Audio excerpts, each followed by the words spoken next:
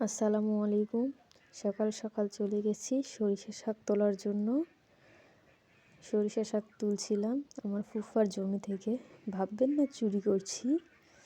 সরিষা শাক তুলছি, আলুর পাতা তুলেছিলাম, আলুর পাতাও তুলছিলাম। সরিষা শাক সঙ্গে আলুর পাতা মানে অনেকগুলো শাক একসঙ্গে রান্না করলে খুব মজা লাগে। এর সঙ্গে আমি পুঁই শাকও দিব। আমার মেয়েটা আমার সঙ্গে শাক তুলছিল, আমাকে সাহায্য করছিল। ওই যে হাতে দেখতেই পাচ্ছেন সরিষা শাক নিয়ে আছে। এই যে আমাদের শাক তোলা হয়ে গেছে, এবার আমরা বাসায় ফিরব। এই যে শাক তোলা হয়ে গেছে, এরপর বাসায় ফিরে আসলাম। এরপর পুঁই শাক তুলে নিব। এটা আমার মায়ের হাতে লাগানো পুঁই শাক। এই পুঁই শাকের বীজগুলো রান্নার পর খেতে যা লাগে কি বলবো। আমি তুলছিলাম, আমি শুধু বিচিগুলো বেছে বেছে তুলছিলাম, শাক ছাড়া।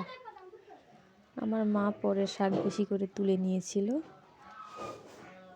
শাক তোলা হয়ে গেছে, এরপর বেছে নিচ্ছিলাম সুন্দর করে।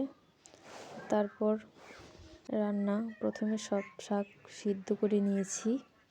এরপর পেঁয়াজ রসুন তেলে দিয়ে মানে তেলানি করে শাকগুলো ভালো করে ভেজে নিয়েছিলাম।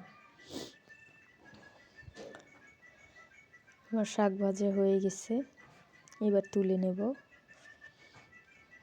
এই যে দেখতেই পাচ্ছেন কতটা লোভনীয় হয়েছে দেখুন। আমি গরম গরম ভাতের সঙ্গে শাক মেখে খেয়ে নিলাম, খুব মজা।